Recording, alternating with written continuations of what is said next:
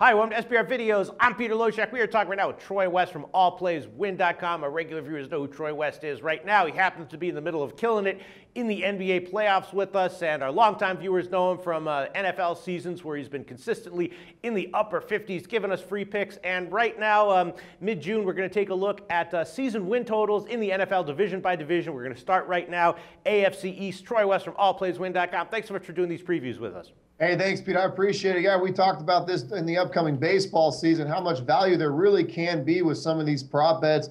Couldn't be more excited that we're this close to the NFL season, Pete. And as you said, we had an outstanding year last year in college football and the NFL, not with just the SBR videos, but at my website, allplayswin.com. And, you know, listen in closely because I truly believe that the gamblers out there that are willing to invest their money, there can be some serious value if you're willing to let your money ride throughout the course of the NFL season. But couldn't be more excited, Pete. I'm so pumped that the NFL season's right around the corner. Absolutely. Well, I personally don't really bet season win totals or season futures because I don't like to tie up my money for that long of a time, but I absolutely handicap them as a bet and think about them. It's a great way to prepare for the season, to get, hit the ground running in game one. And the AFC East, all right, I guess the first thing we got to discuss is the Patriots, right? 12-4 last year. Right now at Heritage, the win total is 10 minus 125. We know about the suspension of Brady. We know about the long-term awesomeness of the Pats. I guess they're the main issue in the AFC East. If New England dominates again, that means losses for everyone else. If they're shaky, if they, is there any way the Pats go 8-8 this year? What do you think about the Pats at 10 for the season win total?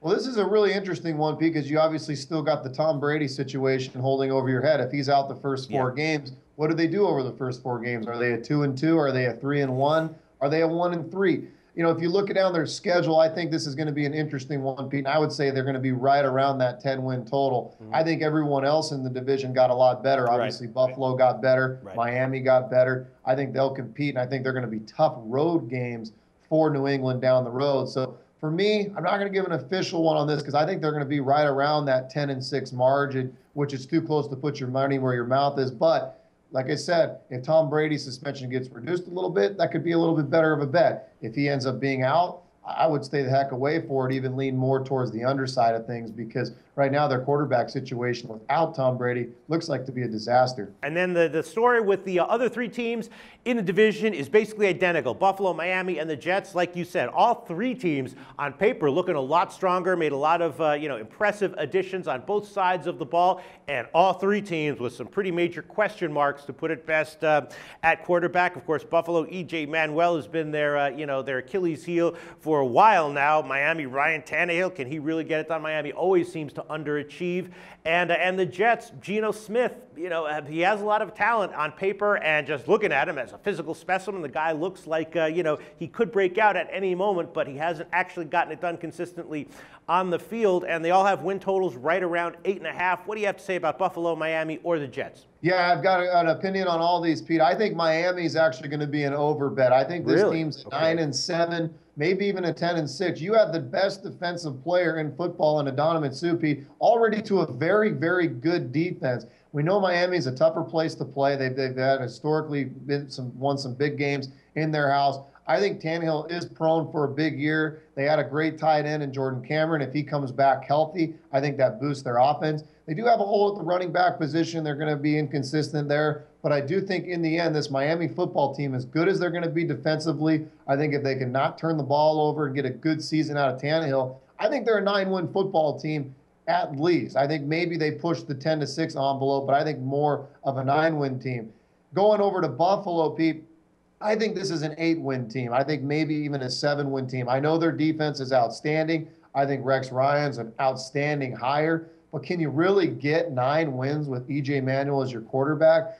I don't think so. I don't know. Buffalo has a revamped coaching staff, right? Rex Ryan, they got a new offensive coordinator who did well as an offensive coordinator in San Francisco. They added, of course, McCoy and Percy Harvin and weapons on offense. Maybe this is a new offense for Buffalo. I think it could definitely be a new offense, but do they have any leadership, Pete? I mean, they really, I mean, you can have all the superstar power in the world, but unless you got somebody under center that can actually lead a football team, I don't know how I feel about it. Rex Ryan obviously didn't do much in New York, and he has a similar situation in New York where he had a good defense, no real consistent offense, and no real consistent leader under center. it's got to be addressed. Rarely ever do you see a team win 9 football games with a quarterback as inconsistent as an E.J. Manuel. We saw it with Geno Smith. So for me, Buffalo's an under, and I really do think the addition of Adonijah Suh puts Miami as an over. Okay, and then for the Jets, kind of a similar situation. The defense looks like it might be great, might be one of the best defenses in the NFL this year. And Geno Smith, I don't know, they have a deep running back core.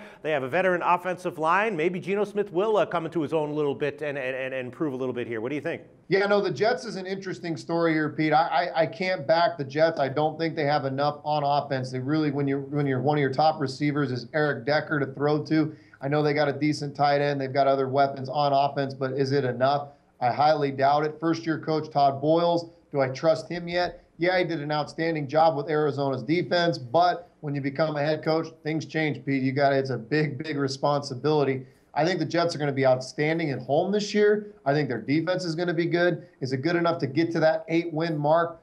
Ooh, I don't know, Pete. I don't trust Geno Smith quite yet to put my money at 8 wins, and I don't trust that they have enough offensive power to get to 8 wins. So for me, I would actually lean under. If I was actually putting my money, like I said, it would be on Miami and it would be on the under of Buffalo, but no plays on the Jets or the Patriots. But I would lean under with the Jets. I don't think this is an 8-win football team. All right, so let's just wrap this up with some official picks. The Miami total has been getting bet up. I'm quoting Heritage Lines right now. And, a couple days ago, I saw 8.5. The over was -155. Now it's 8.5 -170. You take the over on that as an official pick? I would, absolutely. Yep. And then Buffalo, under 8.5 -115. That's your second official pick for the AFC East, and that's it? That's it for you guys. Okay, Troy West from allplayswin.com. Thanks so much.